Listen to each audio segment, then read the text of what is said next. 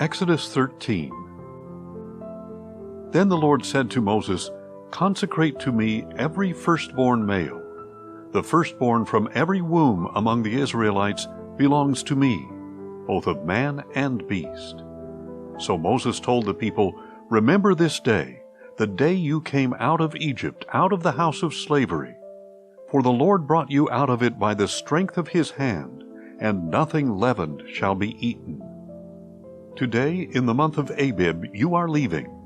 And when the Lord brings you into the land of the Canaanites, Hittites, Amorites, Hivites, and Jebusites, the land he swore to your fathers that he would give you, a land flowing with milk and honey, you shall keep this service in this month.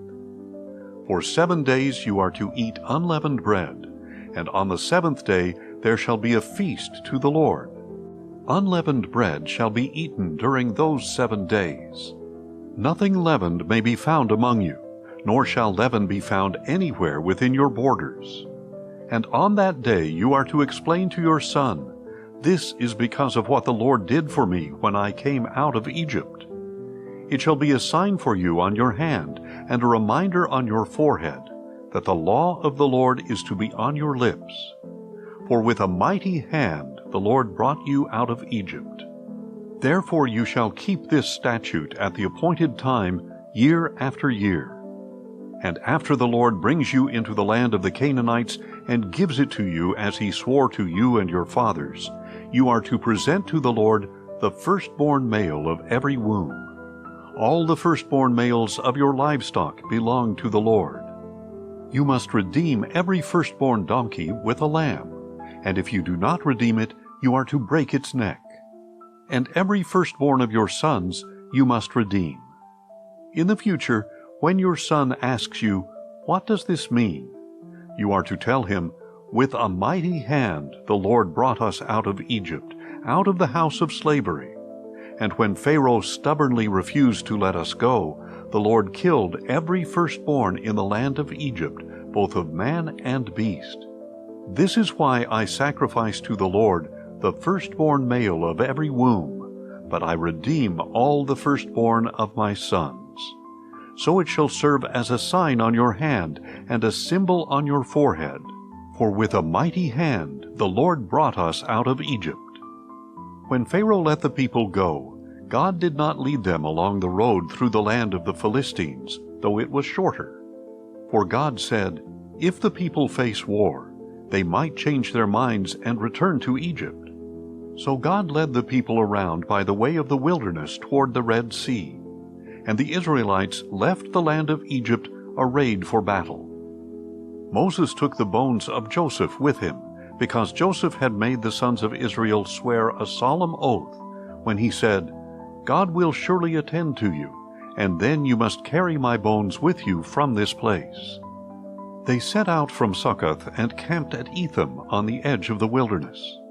And the Lord went before them in a pillar of cloud to guide their way by day, and in a pillar of fire to give them light by night, so that they could travel by day or night. Neither the pillar of cloud by day nor the pillar of fire by night left its place before the people.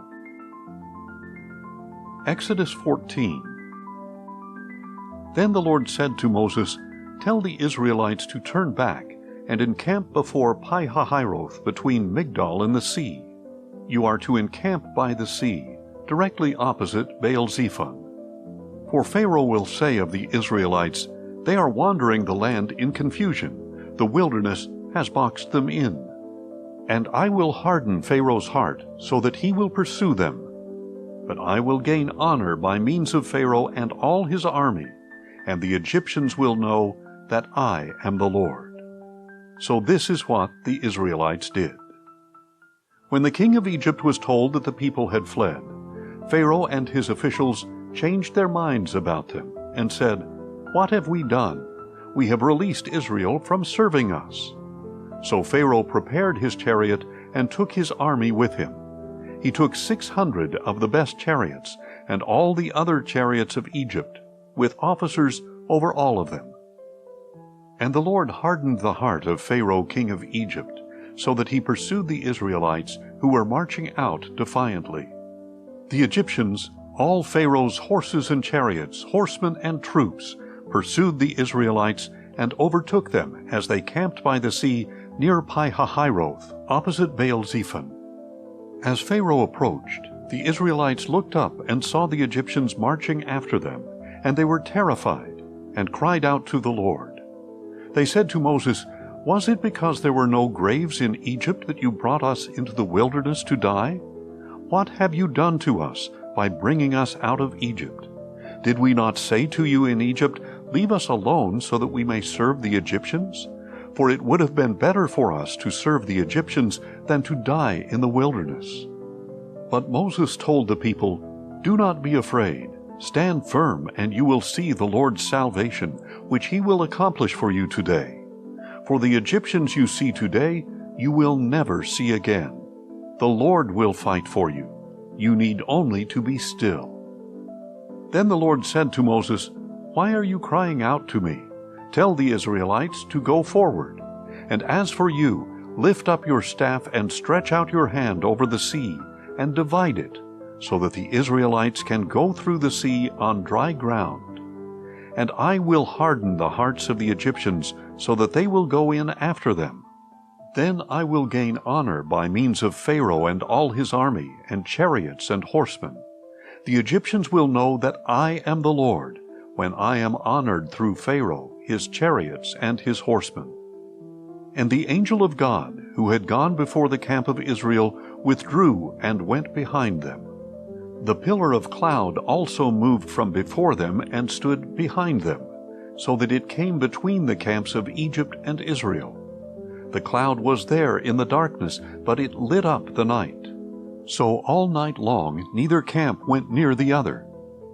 Then Moses stretched out his hand over the sea, and all that night the Lord drove back the sea with a strong east wind that turned it into dry land. So the waters were divided, and the Israelites went through the sea on dry ground, with walls of water on their right and on their left. And the Egyptians chased after them, all Pharaoh's horses, chariots, and horsemen, and followed them into the sea.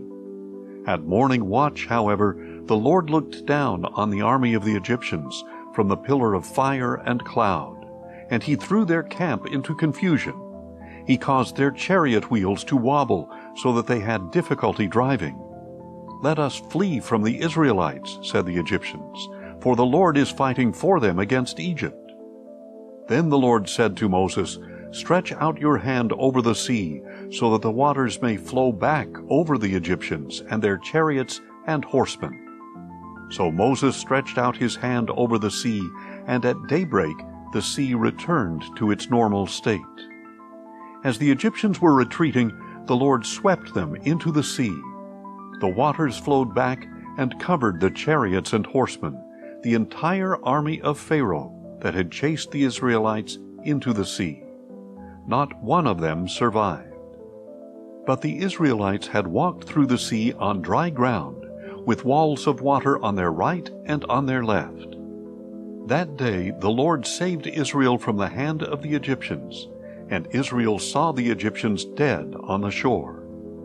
When Israel saw the great power that the Lord had exercised over the Egyptians, the people feared the Lord and believed in him and in his servant Moses. Exodus 15.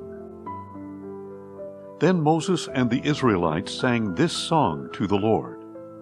"I will sing to the Lord, for he is highly exalted. The horse and rider he has thrown into the sea. The Lord is my strength and my song, and he has become my salvation. He is my God, and I will praise him, my father's God, and I will exalt him. The Lord is a warrior, the Lord is his name. Pharaoh's chariots and army he has cast into the sea. The finest of his officers are drowned in the Red Sea. The depths have covered them, they sank there like a stone. Your right hand, O Lord, is majestic in power. Your right hand, O Lord, has shattered the enemy. You overthrew your adversaries by your great majesty. You unleashed your burning wrath. It consumed them like stubble. At the blast of your nostrils, the waters piled up. Like a wall, the currents stood firm. The depths congealed in the heart of the sea. The enemy declared, I will pursue, I will overtake, I will divide the spoils, I will gorge myself on them. I will draw my sword, my hand will destroy them. But you blew with your breath, and the sea covered them. They sank like lead in the mighty waters. Who among the gods is like you, O Lord? Who is like you, majestic in holiness, revered with praises, performing wonders? You stretched out your right hand, and the earth swallowed them up. With loving devotion you will lead the people you have redeemed. With your strength you will guide them to your holy dwelling. The nations will hear and tremble.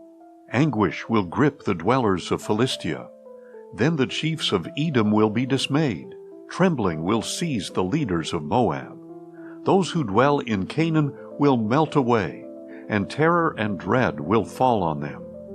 By the power of your arm they will be as still as a stone, until your people pass by, O Lord, until the people you have bought pass by.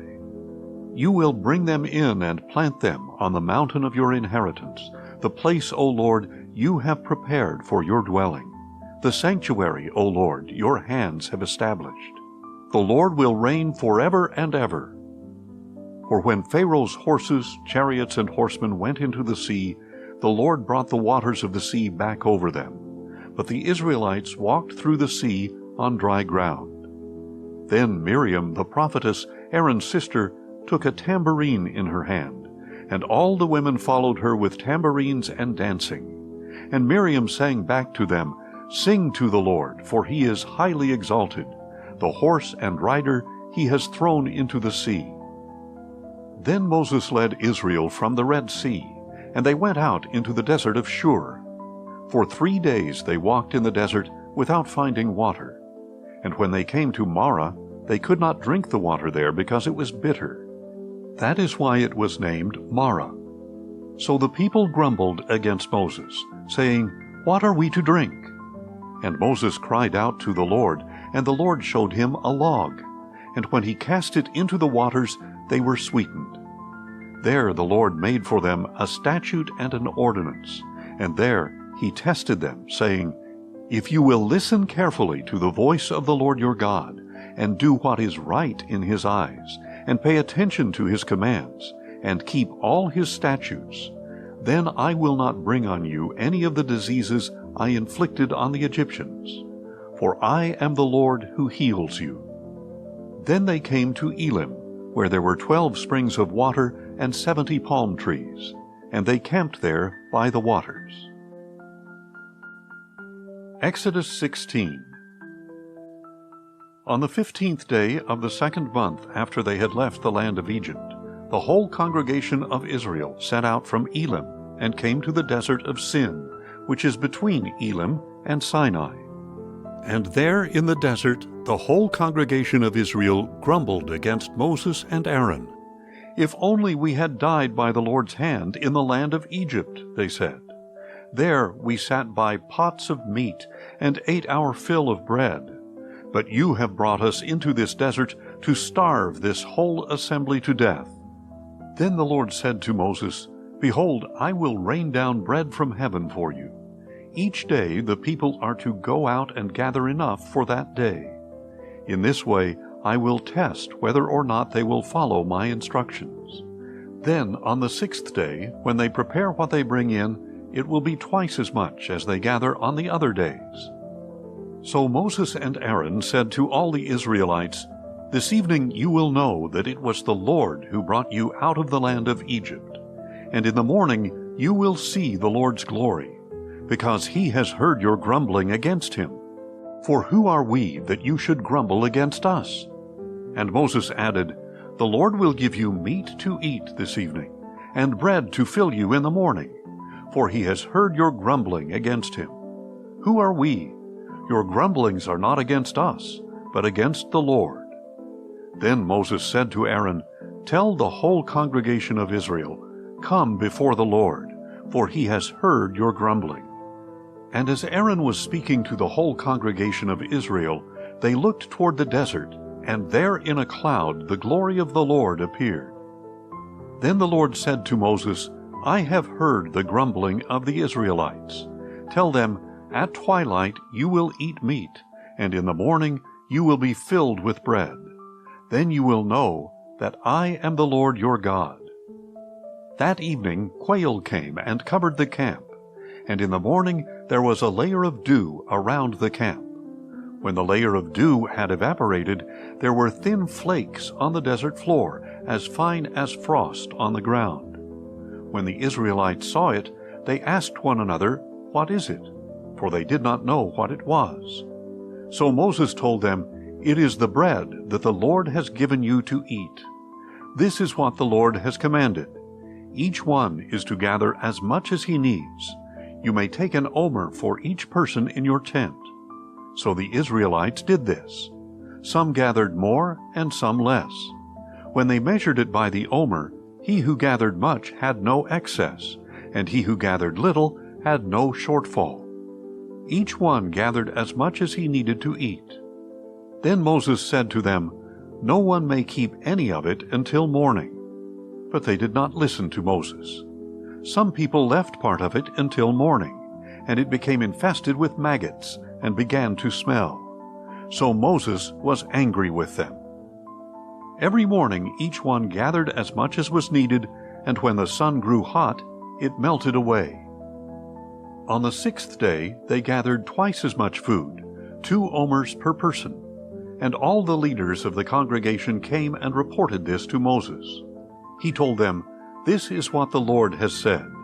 Tomorrow is to be a day of complete rest, a holy Sabbath to the Lord.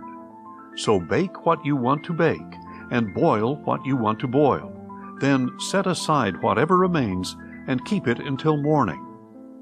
So they set it aside until morning as Moses had commanded, and it did not smell or contain any maggots. "Eat it today," Moses said, "because today is a Sabbath to the Lord. Today you will not find anything in the field.